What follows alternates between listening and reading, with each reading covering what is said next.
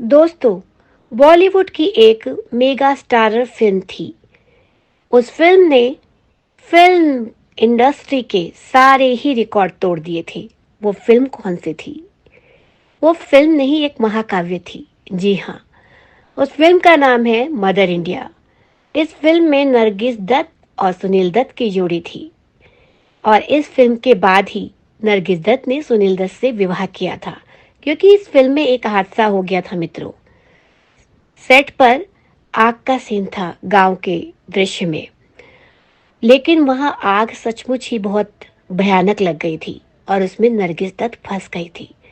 तब अभिनेता सुनील दत्त ने अपनी जान पर खेलकर उनकी जान बचाई थी और इसके बाद उनका प्रेम हुआ, फिर शादी।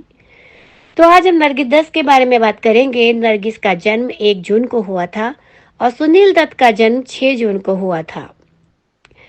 उनकी जीवनी Mr and Mrs Sunil Dutt, memoirs of our parent, जो कि उनकी पुत्रियों ने लिखी थी, नम्रता दत्त कुमार और प्रिया दत्त ने। नरगिस जब 16 साल की थी, उस समय उनकी मां ने उन्हें 1943 में महबूब खान की तकदीर में लॉन्च किया था। ऐसा जो है उनकी बेटियों ने अपनी किताब में लिखा है। वहीं सुनील दत्त ने रेडियो जॉकी के रूप में अपना करियर शुरू किया था। रमेश सहगल द्वारा उन्होंने 1955 में रेलवे प्लेटफॉर्म में ब्रेक देने से पहले वे रेडियो सिलोन पर कई फिल्मी सितारों का साक्षात्कार ले चुके थे। 1957 में मदर इंडिया के सेट पर एक भयावह आग से शुरू हुई उनकी नाटकीय प्रेम कहानी, जो कि मैंने आपको अभी बताया था। हर कोई उससे वाकिफ है। जब सुनील दत्त अपनी नायिका को बचाने के लिए आपकी आग की लपटों में कूद गए थे। नरगिस के जीवन के विषय में मैं आपको जो भी बता रही हूँ, ये सब एक गुमनाम पत्रकार ने, यानी कि एक महिला पत्रकार ने बयां किया है।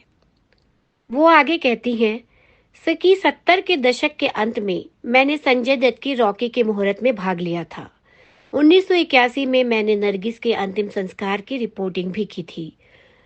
दशकों से मैं जिन पत्रिकाओं से जुड़ी रही, उनमें सुनील और संजय दत्त दोनों के कई फोटोशूट हुए।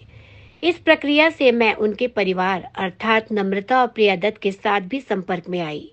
इतने सालों बाद जब बेटियों ने अपने माता पिता पर एक किताब लॉन्च की, तो खुशी के उस मौके पर मैं भी उनके साथ थी।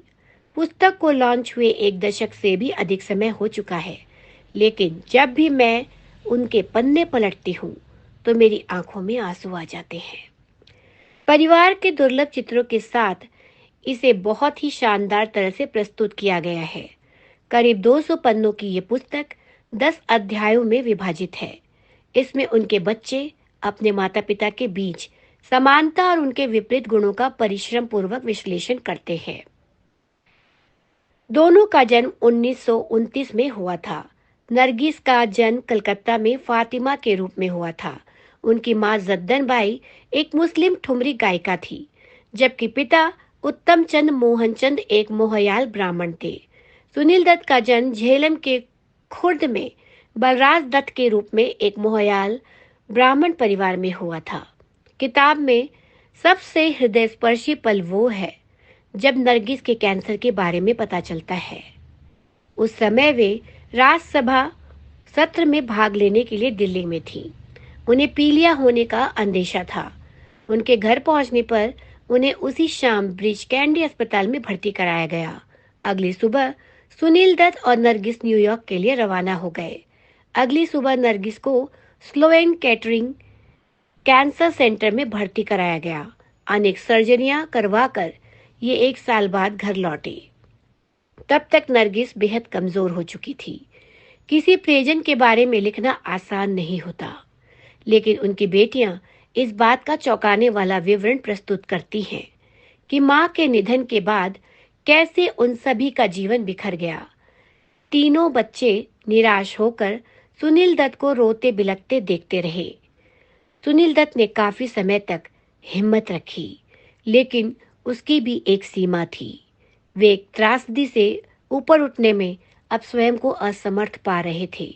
उन्हें उम्मीद थी कि उनकी बड़ी बेटी नम्रता अपनी मां की ही तरह घर चला लेंगी, लेकिन ऐसा ना तो नम्रता कर सकी और ना सबसे छोटी प्रिया, जो पुनर्वास क्लिनिक में संजय की देखरेख करने के साथ 10वीं की परीक्षा भी दे रही थी। सभी बच्चे और उनके पिता एक सहारे की तलाश में थे, जो उनसे कहीं दूर जा चुका था।